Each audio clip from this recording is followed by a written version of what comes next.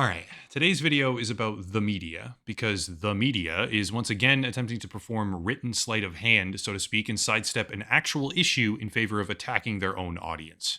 I've talked about the subject already, namely the historian responsible for amplifying the issue far and wide for a particularly Western audience, which I'll link down below in the description. But today I want to be more so focused on the relationship between media articles, headlines, and their own audience, after Ubisoft issued a written statement on the brewing controversy of Yasuke, one of their main protagonists in Assassin's Creed Shadows. Quick recap. Assassin's Creed Shadows is the latest entry in what I think is Ubisoft's most successful franchise ever. It prominently features a real historical figure named Yasuke, who has gained large amounts of popularity over the past few years thanks to the work of a particular historian.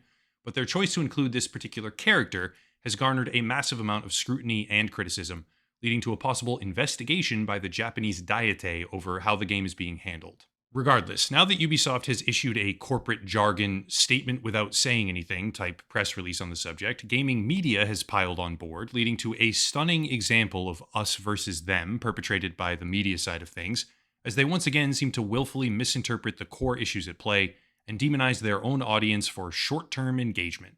I'll keep it concise in an attempt to respect everyone's time here, but here's a quote from the Ubisoft social media statement addressing the Japanese community. Quote, "We have put significant effort into ensuring an immersive and respectful representation of feudal Japan. However, our intention has never been to present any of our Assassin's Creed games, including Assassin's Creed Shadows, as factual representations of history or historical characters. Instead, we aim to spark curiosity and encourage players to explore and learn more about the historical settings we get inspired by." Further down, while we strive for authenticity in everything that we do, Assassin's Creed games are works of fiction inspired by real historical events and figures. From its inception, the series has taken creative license and incorporated fantasy elements to craft engaging and immersive experiences. The representation of Yasuke in our game is an illustration of this. His unique and mysterious life made him an ideal candidate to tell an Assassin's Creed story with the setting of feudal Japan as a backdrop. And lastly, it's long I know, but bear with me. While Yasuke is depicted as a samurai in Assassin's Creed Shadows, we acknowledge that this is a matter of debate and discussion. We have woven this carefully into our narrative, and with our other lead character, the Japanese shinobi Naui, who is equally important in the game, our dual protagonists provide players with different gameplay styles. End quote. That's the statement. Saying something without really saying anything, which is a corporate specialty these days.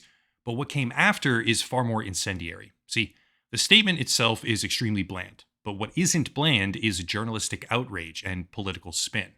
Almost immediately after the statement went live, articles like this one right here began dropping across a variety of outlets, saying things like, quote, "Ubisoft Assassin's Creed statement fails to say the only thing it needed to," end quote. I won't disrespect everyone by reading more of these articles than I have to, so I'll just use two examples, one paragraph from each of them.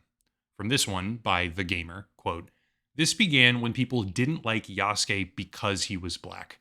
Whether this is truly racially motivated hate or a too far gone obsession with labeling everything that doesn't look like you a DEI conspiracy, and really, what's the difference? Yasuke's skin color is the beginning and end. It has become wrapped up in a bigger crusade about whatever wrongs they think Sweet Baby Incorporated has perpetrated against them, and the historical accuracy gives it an air of legitimacy.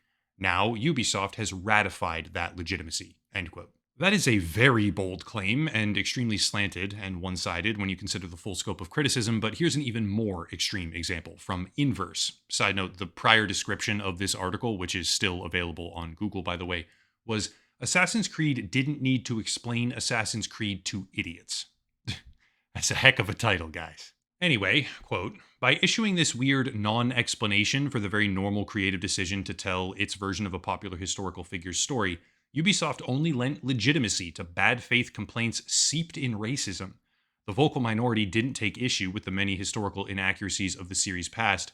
For nearly 2 decades, they seemed perfectly satiated by a prompt telling them Assassin's Creed is inspired by historical events and characters, not painstakingly recreating them. But these gamers launched a cultural battle once they knew they'd occasionally have to step into the shoes of a black figure in Japan." End quote. Once again, extremely incendiary, open accusations of blanket racism, denouncing everyone vocally criticizing the creative decision-making here as part of the problem. Except, these writers have completely lost the plot, like entirely, and fail to understand, perhaps deliberately ignoring, the perspective of rational critics. Let's go in order here, one by one. It might be boring, but it's the best way to showcase what's actually happening and demonstrate the situation that the media is attempting to describe with so much venom. I'll start from the beginning and go forward chronologically. Understanding the past is critical for interpreting the present.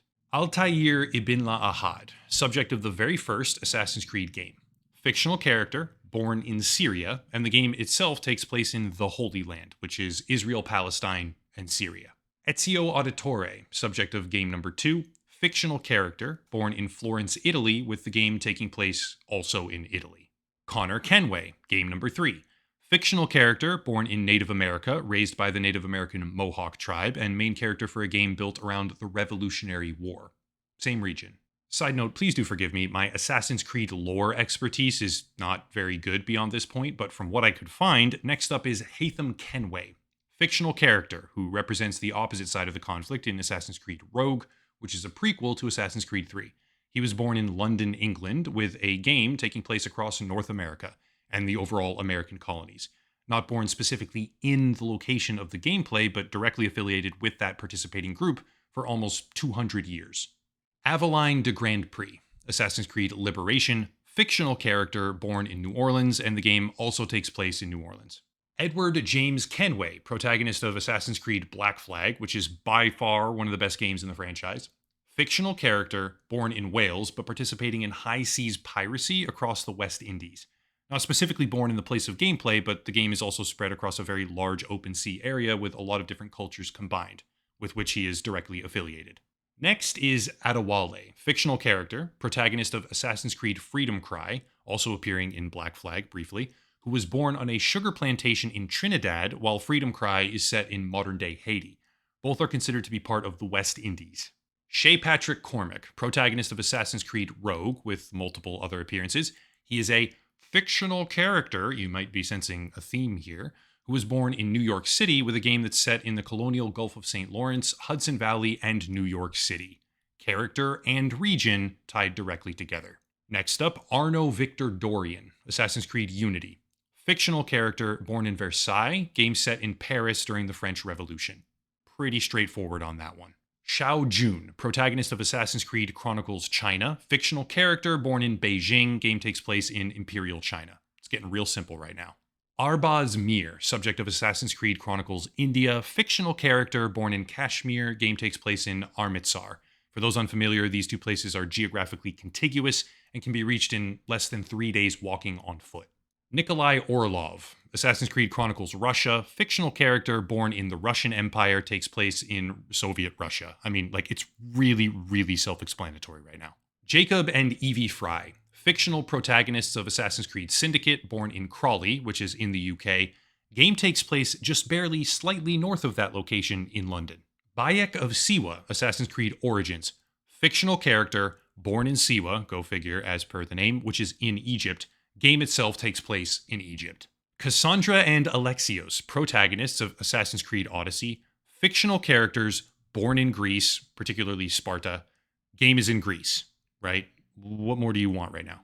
Ivor, Assassin's Creed Valhalla, best-selling entry in the franchise as far as I can tell.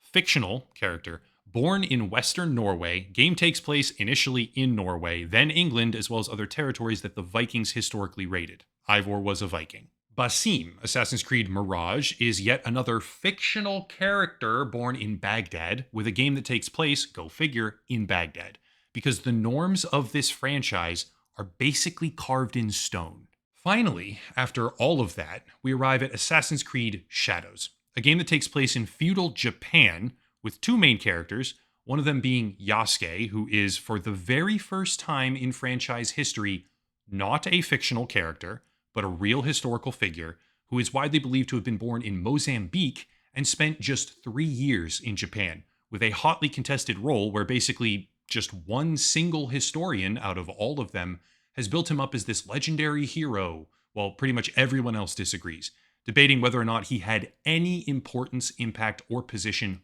whatsoever. In practically every single prior game, Assassin's Creed featured a character born in, or close to, the region of gameplay.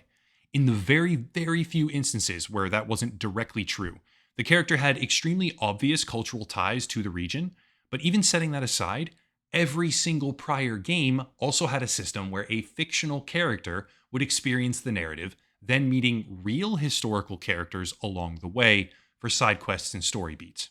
This is the first time that they have changed not just some of that template, they've changed all of it by incorporating a real character who has precisely zero cultural ties to the area, which voids the premise of letting you meet and interact with real historical figures during the campaign in pseudo plausible, fantastic ways. I hope you can see what I'm talking about here. When Ezio Auditore meets Leonardo da Vinci, who's still an inventor in that scenario and gives you crazy assassination devices and little mechanical trinkets, it's obviously fantasy, but it's kind of adjacent fantasy. However, when they now have Yasuke redefine the entire trajectory of the country, which he inevitably will because that's what these games do, it's no longer a hidden, historically obfuscated narrative where the secret cabal of assassins you never heard of because they're secret change the course of history. No. It's this random guy who didn't do any of these things being described and depicted as this massively influential figure in Japanese history when he really, truly just wasn't. To be completely clear here, no one would have complained if Yasuke was an NPC issuing a questline. No one would have cared if he was one of the characters you meet who helps you or facilitates progression or storytelling in some capacity. It's happened before in the franchise. It will happen again. And similar usages of Yasuke as a character have even happened in other games, like Nioh 2, for example, which no one complained about. But that's not what this is. It's not about some debate over whether or not he's a samurai or simply a retainer or a tono.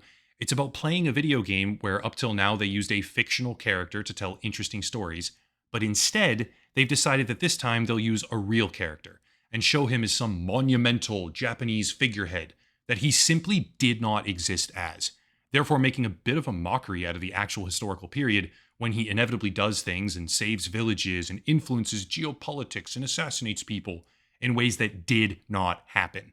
Meanwhile, media figures come out and accuse the player community of being racist for thinking it's a stupid decision to throw all of the established norms out the window for this particular entry in the series. Throwing my personal opinions in here, because I do have a right to do that, Yasuke is a pretty excellent choice just for the raw purpose of storytelling, if you're not breaking every single established norm of your entire franchise. The game's probably going to sell fine, and to be 100% clear, I don't even personally have that big of an issue with any of this. But for media outlets to just totally misrepresent the problem seems a little openly dishonest. Unfortunately, and this part does need to be stated openly right now, there is really a cohort of people who think that Yasuke shouldn't be in the game because he's black, which is wrong. But once again, media figures are misrepresenting this with almost deliberate animosity. From Ash Parrish, writer at The Verge, quote, "Y'all can quibble about if he was a samurai or whose swords he was allowed to carry. He was there. Everything else should be allowed to be artistic license. None of this is about historical accuracy. You just hate black people and use Japanese folks as a convenient shield. Let us also dispense with the pretense that Japanese society isn't itself violently racist with its own form of ultra-conservative right-wing assholes that are more than happy to carry water for this cause." End quote. That is very, very on the nose. To call all of Japanese society violently racist is an extreme escalation of rhetoric, and it's indicative of how big the divide has become between people who report on gaming news and people who actually play any of the video games. Assassin's Creed Shadows, like I said before, will sell just fine, regardless of the controversy or anything that spawns from it. However, to misunderstand why the controversy is actually happening is to bury one's head in the sand for partisan reasons. Yes, a subset of the people angry over Ubisoft's decision-making are racist. That's just a fact. But the vast majority are upset that the company decided to transform their series in this particular entry from narrative fiction in a somewhat real world to flat-out manufactured reality where someone who did exist but did not do any of these things and didn't interact with these people in any of these ways is now a central pillar of the entire experience. You can disagree with such criticism, and to an extent, personally, I do, and you can think the game will be great, it's good that they did this, but whether or not you disagree, you have to first understand what the criticism actually is, otherwise your opinion is honestly worthless. Some people are simply upset because Yasuke is black. Those people are racist, and they're choosing to blend in with something much larger. Some people are upset because of Ubisoft's public statements and their emphasis on the historical nature of this title, while heavily relying on what appears to be highly disputed scholarly work. However, Most people are upset because the game has suddenly ignored almost 2 decades of established precedent from itself when it really, truly did not need to do this. I mean, there are an abundance of figures historically that they could have made the game about that are actually Japanese people who had actual important roles in Japanese history, not people who came and went in 3 years and there's like 3 letters about them. And everybody debates about whether or not they were even a samurai. I mean, I get it, narrative blank slate. And yes, some of the people that are criticizing these decisions are racist. But man, this whole issue is getting twisted up to be something way larger and different than it originally was or should be. Maybe they come out with a great narrative. Maybe the game sells 20, 30 million copies and becomes the most successful entry in the franchise yet, which is entirely possible, by the way. But more so than anger over Ubisoft's creative choices, there should be cold recognition of the fact that gaming media is once again misrepresenting reality to slander their own audience. It's a practice that works quite well in the short term, but seems to fall apart over time as they fade into a state of total irrelevance. That's it. Again, if you want to see the deep dive into Yasuke's historical controversy and that particular historian who's responsible for amplifying his legend to particular audiences, that's linked down below in the description. Also, a special VPN deal, virtual private network. Everybody can use one of those. Huge discount. Locals and Patreon, monthly memberships, financial support, etc., etc. But I'll cut it there and stop rambling. As always, thank you all for watching. Question everything, and have a nice night.